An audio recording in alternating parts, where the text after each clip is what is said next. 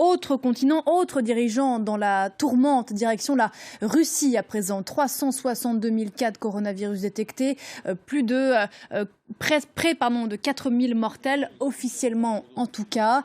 On en parle avec vous tout de suite, Armelle Charrier. Bonjour Armelle. La Russie, qui reste dans le dur de l'épidémie, a toutefois amorcé un timide début de déconfinement.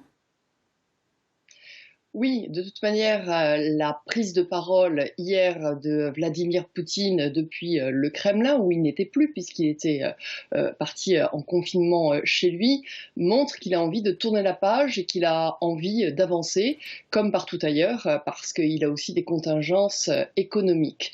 Quoi qu'il en soit, c'est vrai qu'aujourd'hui, la Russie est un cas à part parce qu'elle affiche un nombre important de contaminés. C'est le troisième pays derrière les États-Unis et le Brésil, et pour autant son nombre de victimes, de personnes décédées est particulièrement bas.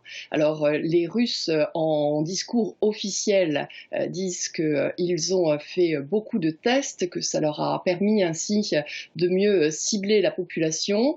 La réalité aussi qui est remise en cause par des médecins russes est de dire que le nombre de personnes décédées d'autres maladies que le coronavirus et en règle générale c'est l'autre maladie qui est retenue, par exemple une pneumonie et pas le coronavirus, et que ça change un peu la donne. Et donc tout cela montre effectivement qu'il y a quand même une tension dans le pays aujourd'hui. Alors on a aussi quand même comme explication le fait que l'épidémie est arrivée un peu plus tardivement en Russie et que vraisemblablement les Russes ont observé ce qui se passait dans les pays de l'Ouest et ont essayé de faire les choses plus rapidement. Par exemple, les personnes âgées ont été confinées un petit peu plus tôt, mais quoi qu'il en soit, le virus s'est quand même beaucoup propagé sur le territoire, sur l'ensemble du territoire, et de façon assez inégale évidemment selon les endroits. Armelle, on parlait avec Gaspard Estrada à l'instant du déni du président brésilien Jair Bolsonaro. Est-ce qu'on pourrait dire que Vladimir Poutine, d'une certaine façon, a été pris de court par cette épidémie ? Oui, on peut certainement pas parler de déni de la part de Vladimir Poutine, mais en tout cas, effectivement, ça l'a beaucoup embêté, cette épidémie de coronavirus, parce que c'était à un moment donné où il voulait acter certaines choses importantes. Le référendum qui lui assurait la continuité de sa présidence. Il y avait aussi les fêtes et la grande parade militaire du 9 mai qui ont été repoussées à un peu plus tard. On était sur les 75 ans de la libération sur l'Allemagne et de la victoire sur l'Allemagne nazie. C'était important pour Vladimir Poutine.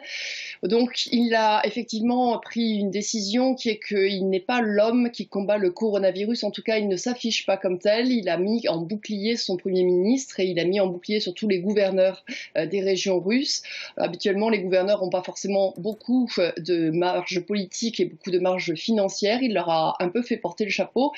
Entre autres, mi-mars, il a effectivement annoncé qu'il fallait aller vers la fin de la période chômée. La fin de la période chômée, dans le langage de Vladimir Poutine, ça correspond au confinement. Et il a dit maintenant, c'est au gouverneur de gérer ça. Et les gouverneurs ont réagi un peu différemment. Alors par exemple, celui de Moscou a tout de suite fait savoir qu'il fallait rester confiné parce que la capitale est très touchée, avec des cas de coronavirus 3 fois plus importants, dit-il, que les chiffres officiels. Donc il appelle effectivement à la prudence. Moscou, c'est évidemment à part parce que c'est un endroit où il y a de l'argent, où du coup les hôpitaux ont pu monter en puissance et donc avoir des vrais résultats et une vraie structure pour lutter contre le coronavirus. En revanche, des régions les plus pauvres, dans les régions les plus pauvres, c'était pas la même chose. On prend l'exemple quasiment opposé qui est celle du Daghestan, République caucasienne, qui est extrêmement pauvre. Là, il y a de nombreux cas. Les hôpitaux n'ont absolument pas des moyens. Les personnels soignants se plaignent en disant on n'a pas de masque, on n'a pas de contamination, on n'a pas assez d'espace effectivement pour protéger les uns les autres.